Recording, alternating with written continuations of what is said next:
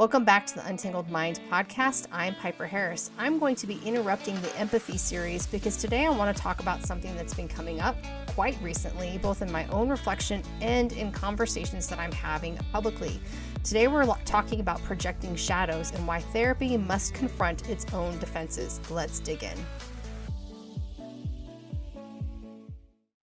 Thank you so much for joining me. So today's going to be a short dialogue, and I am interrupting the empathy series, but I do think it's something that's very important because it is actually in a way a tangent of the empathy series. And if you continue to listen to it, you will hear this more than likely in the next 2 episodes. Again, this is a 6-part series. I will be recording part 3 next week. So I have been engaging in what I would say is a really successful and growing dialogue with individuals on LinkedIn about the state of psychotherapy. So there was an article or op-ed article that was written by an individual who is also a psychotherapist saying that AI is really not the problem, it's the failure of therapy. I thought the piece was very well written. Granted, it's because I agree with the author. When I first saw it posted on somebody else's profile on LinkedIn, what I read there was they were in direct conflict with this op-ed piece. They thought it was dehumanizing and wrong. And then all the people that spoke underneath it were like, yeah, you're absolutely right. This is awful. There's nothing wrong with therapy. It was just interesting, and I could see that for me to respond on that post might not necessarily evolve into a helpful conversation. So I went to the op-ed and I posted it myself on LinkedIn along with my thoughts. My thoughts really were this, is that the problem I see with psychotherapy, and I've been talking about this for over a year. I have my Catching Flack series that I discussed, kind of to go off topic for a second. I read Abigail Schreier's book, Bad Therapy, fabulous book. Not all of it is fun to read. Listen, I'm a therapist and it's definitely not pro therapy, but it was a great book and it really challenged my own thinking and also challenged what I didn't align with the therapy field and what I needed to change on my end. So again, that started my process of thinking about the therapy field, what I was seeing, what I didn't want to be part of, and how I wanted to set myself apart. So going back to that, I engaged in this dialogue on LinkedIn. I posted this, and some of the responses I've gotten have been really fabulous. We've had a really great dialogue. However, I have gotten some that confirm some of my concerns about the direction that the field is taking. And so first I want to say that it brought me back to this quote by Carl Jung, and he wrote that the best political, social, and spiritual work we can do is to withdraw the projection of our shadow onto others. Let me say this again. The best political, social, and spiritual work we can do is to withdraw the projection of our shadow onto others. So that's kind of what I want to unpack today. So how projection, both in therapy and in our professional community, I think is derailing what therapy is meant to be, which is transformation, not validation. And again, this really does tie into, I think, this misuse of what empathy is, and that this idea of parading empathy around as a moral bridge is actually obfuscation of your responsibility as the therapist. So, Jung's idea, it's very simple but it is very profound. I talk about this a lot with clients. So the shadow is everything in us that we'd rather not admit. So our insecurities, our blind spots, our weaknesses, our biases, maybe even our more darker desires. And when we don't own those parts, we will inevitably project them onto others, or those dark spots or parts of us, shadow selves, will emerge in a part of self that is not healthy for us. So in therapy, projection often of this shadow self can often look like defensiveness. Maybe it's circular reasoning or it's avoidance of accountability. So instead of any of us, and this is therapists included, examining our own security, we throw them back onto other people, onto our clients, onto our colleagues. And I see this a lot. There is definitely a shift in the therapy field where we're saying, whoa, whoa, whoa, can we please get back to what psychotherapy was initially created to be? That as a therapist, I step into that role to help the individual to confront those risky behaviors, the poor thinking patterns. I am there to support them and love them and walk them through what they're going through, but I will not collude in their idea of what's going on in their lives, if that makes sense. So here's the problem that I'm seeing, and this is what I saw when a few people responded back to what I posted. One, it was confusing. But here's the problem. When therapists project their shadow, they're protecting themselves, not the client. And this is what I saw with a couple of the responses on my LinkedIn page. So what they do is they focus a shift away from like real growth and change to maintaining the illusion of being caring and empathetic professional. That illusion is just purely comfort, and it keeps clients stuck. But really what I'm saying is individuals that respond in these circular ways or whatever it may be, this defensiveness, it is actually about their comfort. It has nothing to do with the clients. So by me sharing in this post that the trend in therapy towards constant head nodding and validation without challenging the client and confronting those shadows parts of themselves is doing no good for the client. And you can read on the LinkedIn post, so many people are like, yeah, people will come to me. I'm like the seventh therapist in the bunch, and they're finally ready and hungry to do the work. Now, the person has to be ready and willing to do the work. If they're not, and my clients know this, if they're not willing to do that, I say to them, it doesn't seem like you're really kind of in this. I have workbooks, and if they don't engage in the workbook, okay, well, I can't change you, and sitting here talking about other people does nothing to change the situation you're in. And I've really had the blessing of seeing people recognize that in themselves, like, oh my gosh, I've been basically dancing in the shadow and doing nothing and avoiding accountability. Anyway, so let me give you kind of an example. As I said, I raised concerns about how therapy has, really drifted into this validation idea rather than real transformation. And I pointed out the endless practice of affirmation, and that, it might feel supportive, but it really does leave the clients without skills and without progress and really truly without real change. So as I said, some of the responses I received were very telling. One individual leaned on a 40-year appeal to authority. So instead of engaging with the substance of my points, she essentially said, I've been in the field 4 decades, so I know better. So that's not argument. Do you see what I'm saying? That's projection. That's a projection of an insecurity. That's a defensiveness because she felt personally attacked.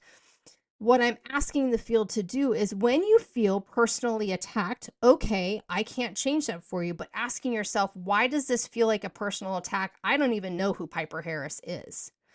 This is what I think we're missing in the field, is that all we're hearing is, but this is how I feel. And what do I say if you follow me? Feelings aren't facts. They are initial. They happen. We have no control really over the feelings, but we do have control over the next response. If we're constantly led by our feelings, which we know when we look at the brain, the feelings can be misremembered, they can be misfiled away. And so if you're constantly going off just, well, this is just how I feel and I'm defensive because of what Piper said, then I'm just going to tell her she's an idiot because I've been in the field for 40 years. So this individual actually fell prey to their own heuristics and own biases. And in fact, there was no argument. It was a defensive posture and projection. And that's shielding her ego only instead of actually wrestling with reality. Others built in some straw man arguments. So they're claiming at one point that I was defending AI as a replacement for therapy, which I've never said. And I've said that over and over and over again. Again, that's projection. It's easier for people to misrepresent my point than to sit with the discomfort of acknowledging that therapy as a profession has drifted 100%. And this is exactly Jung's warning. When we project our shadows or our insecurities about, our fear of being wrong or our need to appear empathic, we actually aren't engaging with dialogue. We circle, we protect. We're constantly dancing with that shadow, and clients are left out there, out of the equation completely entirely. So here's the kicker. It's precisely this defensiveness that's leaving our clients to turn to AI. They're not going to AI because it's perfect. I've talked about that I tested out ChatGPT to be my therapist, and my gosh, it was obnoxious. I kept saying, could you stop fluffing me? I don't want to be fluffed. I want you to teach me. I want you to give me tools. And it was very rote and it was very rudimentary. Now, I understand that there's some other platforms that are trying to build their own therapeutic AI. Listen, I'm not worried about AI taking my job. I'm not, because there's something to be said about being in the sacred space of holding space for somebody when they come into the room with you. There's something sacred about that. You're not going to get that with AI. I'm just not worried about AI. I'm just not. But so many people, believe me, in my field are so freaked out.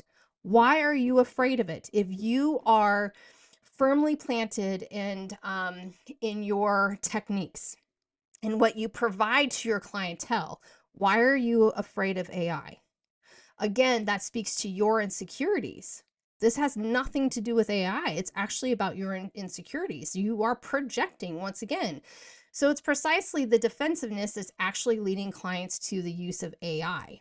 They're going there because therapy isn't delivering change. And at least AI offers action, kind of.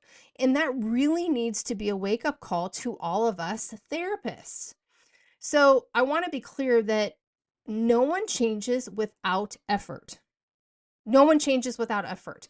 And in fact, we can see this in neuroscience. Like, if you don't have actual effort, there's an actual effort included in what you're receiving. Like, we can get on to ChatGPT and it makes us feel all warm and fuzzy, but there's no effort included in that. There's no actualized growth. It messes with our neurochemicals, our neurotransmitters, one in particular being dopamine. So therapy at its best, I believe, is uncomfortable. And it asks clients to confront those distorted thoughts, those unhelpful behaviors, and yes, even the painful truths that they'd rather avoid. I know this past week, I really upset a client. I had known her for quite a few years, hadn't seen her in about a year and a half, and she came back and I recognized a same pattern, and I confronted her with the pattern that originally brought her to me 3 years ago. She was very upset. Body language, everything. She was very upset. And I said, why did you come to therapy with me? And especially me that you've known for 3 years. I know your story. I know your patterns. I know the destruction. Why are you here if you don't want me to hold that mirror up and confront you with the destruction that you're walking into? Now, listen, she was pissed. She was mad at me and all of the things. And I held space for her to be mad at me because I get it. Nobody wants to look at their own crap. It doesn't feel good. But you know what she did? She said, you're right. And she set up her next session. When we have therapists that only are there to protect their egos, when they project their shadows, they water therapy down to affirmation and hand holding. And here's the really gross truth. That fills their calendars and their pockets, but it does not transform lives. I'm sorry. That's what it is. I can't tell you. It's literally every single client, unless they've never been to therapy before, that says, I've tried it 7, 8, 9, 10 therapists before you. None of them have given me homework. None of them have challenged me on this. They affirmed everything was wrong. I actually had a client a couple weeks ago say, when all of these things happened, they really were affirming my poor choices, and it led me to choosing divorce. Now, she wasn't stepping away from her responsibility of choosing divorce, but she had immense pain related to that, saying, I wish a therapist would have said, hey, you need to back up and look at how you're projecting your own self into this situation and not taking accountability. She carries a lot of pain from that because these therapists that she went to, they just watered therapy down to nodding, of affirmation and hand holding. And I'm telling you, this is the insidious, disgusting side of it, to fill their calendars and their pockets. They're not transforming lives. They're not. So Jung's point was this: the hardest and most important work we can do is on our own shadows. So for therapists, that really does mean sitting with criticism. examining our blind spots, admitting where we fall short, and keeping the focus where it belongs, on client growth. Listen, it is not fun to be criticized. I get that. I have received some pretty nasty criticism. But if I just say whatever, that's about them, that is again projection. I'm projecting out. I'm deflecting. So if I don't think I should be criticized about anything, how therefore do I know that I'm effective with clients? How do I know therefore that I'm effective in any sort of relationship? If I'm constantly telling myself that I know everything, it doesn't work. We have to do our own work, and we have to do our own work with our own shadow selves so that we, disrupt our deflection and our lack of accountability taking. If we don't, we will continue to lose credibility, and more people will go to AI. And listen, AI serves a purpose, 100%. I built a chat bot on my website because I knew it would afford individuals to ask it questions so they didn't have to flip through my website or wait for a phone call. I think I do know AI is here to stay. My problem with AI is that no, I don't think it's necessarily ethical to bring it into the therapy room. There's a lot of EHR platforms that offer AI assistance to write your clinical notes. My EHR platform allows it too. And I said, absolutely not. Because essentially AI is listening to the everything said in session. So you're essentially a co-therapist with a computer. I'm not down with that.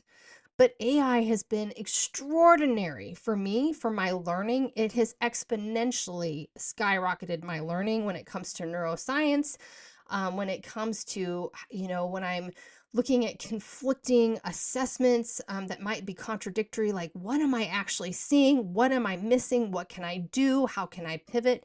It's been extraordinary with that. So it's here to stay, and it's very helpful. But it shouldn't be the therapist. But again, if we don't pull up the nose with this constant validation and only feelings are the thing that matters, we are going to lose all credibility. And yeah, everybody's going to go to AI. So I'll end it with this. Jung really did say that the best work we do is to stop projecting our shadows into others. And I totally agree. And as therapists, that means we have to stop projecting on clients, colleagues, and the profession as a whole. If you are incapable of entering into a conversation without becoming defensive, then what you are doing is you're purposefully avoiding your own work. Your projection will be your downfall. Your lack of accountability will be your downfall. Your inability to integrate something from even just a dialogue that wasn't directly related to you, it's going to be your downfall. Someone may say, yeah, I really enjoyed talking to them, but can't tell you how many times I've heard that from people. So it really means that, the profession as a whole has really got to pull up the nose. It means no more hiding behind years of experience or empty validation. And it really does mean that the hard work of owning our blind spots and recommitting to what therapy is supposed to be. It's supposed to be about transformation. And that does include confrontation of ourselves and confrontation for the client. It does not mean we lack compassion. I don't think any one of my clients would say that I lack compassion for them. But I do challenge them and I do confront them. So the question I'll leave you with this is, what shadows do you, or as a therapist or a client, see projected in the therapy room? I mean, truly, what shadows do you see? I want you to leave me some notes in the comments, shoot me an email. What shadows do you see, either as a therapist or a client, that's projected in the therapy room? And how would things change if these shadows, remember, shadows are insecurities, fears, biases, etc., etc. How would these things change if they were owned instead of projected? I would love to hear what you think. So that's my little break in the empathy series. Again, I really want to say first and foremost that I've enjoyed the conversation on LinkedIn with a multitude of professionals, even though some of them fell prey to circular arguments that didn't make much sense. It's okay. I appreciate that you stepped into it. I think that that's a real opportunity for all of us to learn. We don't have to agree with one another. We don't have to. That's not necessarily the point, but to avoid any sort of discussion and lean on, say straw man arguments, or like I said, that appeal to authority, you know, you're part of the problem. You really are. But again, I really enjoyed the conversation on LinkedIn. It's been a really great eye opener. And again, I learned from other individuals. Somebody mentioned something. I said, "Hey, I'm not familiar with that. Please send me information." It's a fantastic way for us to learn from others, even if we don't agree. Even if we don't agree. So take care, everybody. I'll get back at you for the third installment of the empathy series coming next week. That brings us to the end of this episode. Thanks so much for joining me, Piper Harris with the Untangled Mind Podcast. I hope you learned some tools that can equip you to untangle your mind and untangle your life. If you're curious about working with me for your anxiety or trauma, head on over to my website at untangledmind.net to connect with me. If you enjoyed the show, please rate or review me on your podcast listening platform and share it with your friends and family. As always, thanks so much for listening to me, Piper Harris with the Untangled Mind Podcast. I'll talk with you next time.